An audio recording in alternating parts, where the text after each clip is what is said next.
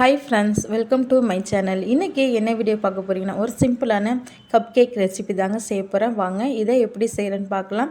இதுக்கு ஒரு mixie jar எடுத்துக்கோங்க. இதில் 1 கப் அளவுக்கு ரவை சேர்த்துக்கோங்க. நீங்கள் எந்த கப்பால் ரவை அரைக்கிறீங்களோ அதே கப் அளவுக்கு அரை கப் அளவுக்கு சுகர் சேர்த்துக்கோங்க. இதில் ஒரு 2 ஏலக்காய் சேர்த்து மிக்ஸியில் நல்லா பவுட்ரு போல் அரைச்சி எடுத்துக்கோங்க.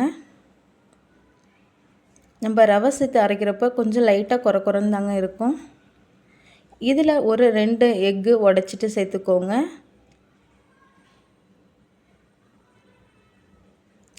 இதில் ஒரு 1/4 ஸ்பூன் அளவுக்கு ஆப்ப சோடா, அதாவது சமையல் சோடா சேர்த்துக்கோங்க. இதில் ஒரு 1/4 ஸ்பூன் அளவுக்கு வெனிலா எசன்ஸ் சேர்த்துக்கோங்க. வெனிலா எசன்ஸ் இருந்தால் சேர்த்துக்கோங்க, இல்லைன்னா ஸ்கிப் பண்ணிவிடுங்க. ஏன்னா நம்ம ஏலக்காய் சேர்த்து செய்கிறப்பயே அது ரொம்ப வாசனையாக இருக்கும், நல்லா டேஸ்ட்டாகவும் இருக்குங்க. இப்போ இதை ஒரு 2 நிமிஷத்துக்கு மறுபடியும் அரைச்சி எடுத்துக்கோங்க.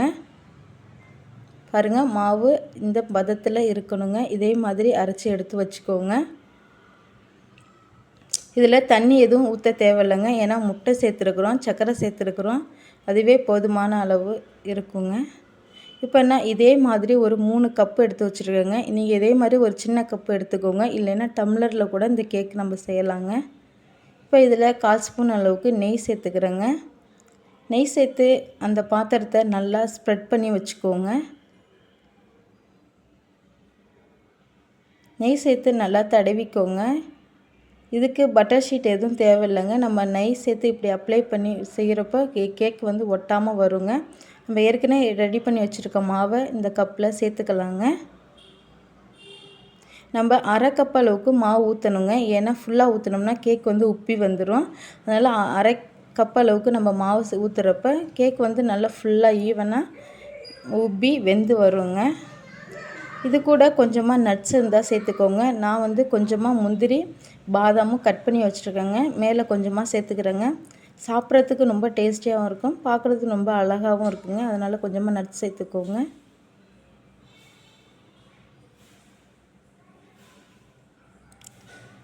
இப்போ ஸ்டவ்வில் ஒரு இட்லி பாத்திரம் வச்சுக்கோங்க. இதில் தேவையான அளவுக்கு தண்ணி சேர்த்துக்கோங்க. இந்தமாரி இடியாப்ப தட்டு இருந்தால் சேர்த்துக்கோங்க, இல்லைன்னா நீங்கள் இட்லி தட்டில் கூட இதே மாதிரி வேக வச்சு எடுத்துக்கலாங்க.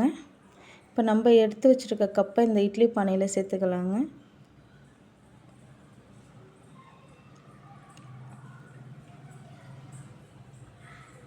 இப்போ நம்ம எல்லா கப்பையும் இட்லி பானையில் வச்சாச்சுங்க. இப்போ இதை ஒரு மூடி போட்டு மூடி 15லேருந்து ஒரு 20 நிமிஷத்துக்கு நம்ம வேக வச்சு எடுத்துக்கலாங்க.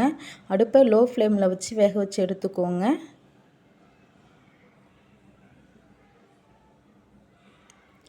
பாருங்கள், இப்போ ஒரு 20 நிமிஷம் ஆயிடுச்சு. நம்ம ஓப்பன் பண்ணி பார்க்கலாங்க.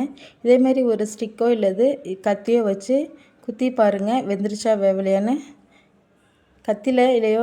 கத்தியில் வந்து ஒட்டாமல் வந்துருச்சுன்னா கேக் வெந்துருச்சுன்னு அர்த்தங்க. இப்போ பாருங்கள், கேக் நல்லா வெந்துருச்சுங்க. அதனால் நான் எடுத்து வேறு பிளேட்டுக்கு மாற்றிக்கோங்க. இந்த கேக்கை ஒரு 10 நிமிஷம் அப்படியே ஆற வச்சுருங்க.